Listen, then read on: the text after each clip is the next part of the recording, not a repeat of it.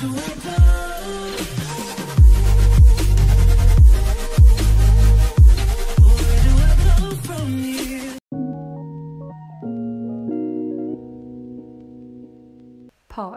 So, me and one of my best friends, Maisie, and her sister Kennedy went on a road trip this winter.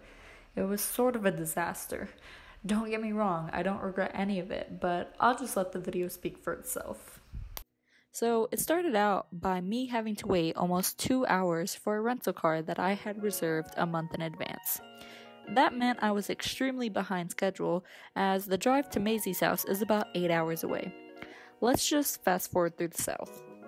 Florida, Georgia, South Carolina. And here we are, the interesting state of North Carolina. Going around Charlotte at the tail end of rush hour at night was frustrating to say the least. Finally, Statesville. The next morning we headed to our first destination, Nashville. Kennedy threw up about an hour into our trip, so we had to make a small detour. In Nashville, we got lunch and headed straight to Memphis. It's about a 9-hour drive across Tennessee, so by the time we got to the place to eat, we were all exhausted and freezing. Due to our lovely lunch in Nashville, Maisie got heartburn and spent our dinner in the bathroom.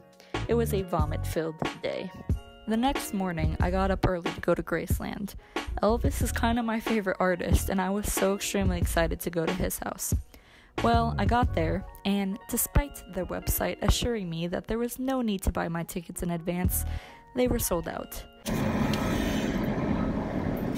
have 35 tickets? No. Okay, the first floor for the woman will go up to 12 o'clock. Are you serious? Yes, ma'am. I spent the next 30 minutes crying my eyes out. So we headed to Arkansas to get an awesome lunch. I decided I was just going to go back to Memphis myself tomorrow, as we had 2 days in St. Louis and Maisie and Kennedy would be spending time with their mother. We arrived in St. Louis to freezing weather but warm welcomes. Nothing beats a free place to stay with a locals tour of the city. The next morning, I got myself up at the ass crack of dawn and drove 4 hours to Memphis, saw Graceland, and drove 4 hours back. When I got back, we met Maisie's grandfather and had the famous, or infamous, depending on who you talk to, Emo's Pizza. Things looked like they were going to turn around. The next morning, we drove to the Arch, as we had yet to see it. It was about 7 degrees, so we ran to the Arch, trying not to get hypothermia. The Arch was closed, which is not what the internet stated. We ran back, not being able to feel any extremities, and we could barely see. We also had to pay $7 for parking for about 5 minutes of parking there. Anyways, off to Springfield. At Lincoln's home in Springfield, Illinois, I encountered my first time driving on ice. We didn't die, but we parked in the wrong parking lot and got embarrassed in the visitor center. After touring his house, we went to his grave, and as I tried to climb the snowy hill to his tomb, I fell right on my ass. Laughing it off, we continued our drive to Chicago. We ended up fairly behind schedule. I went to check into our hotel, and the rude lady at the front told me that their hotel was for people 21 and up. I told her I had called, and whoever answered the phone had told me otherwise. It took having to confront her and the manager to get the room that we paid for. Exhausted, we went to Maisie's aunt and uncle's house and spent the night eating Chicago pizza and then returned to our hotel room. It was New Year's Eve, and despite Maisie and Kennedy's protests, I fell asleep 30 minutes before midnight.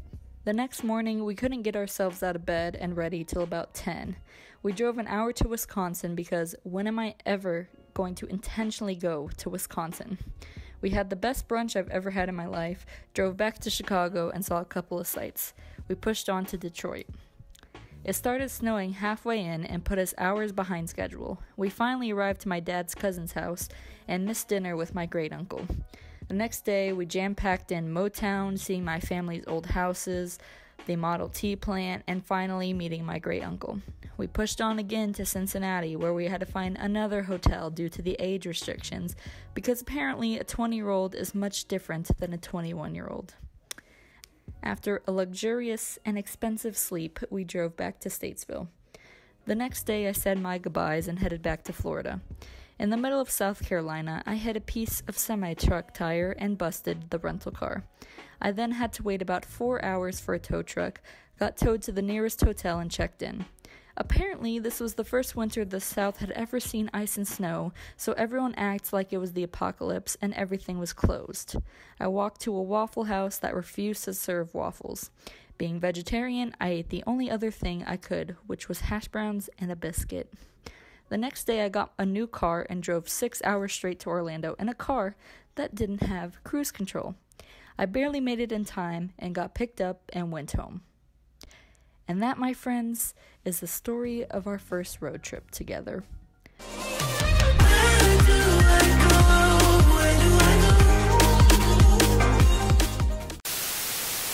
Don't drive in the winter.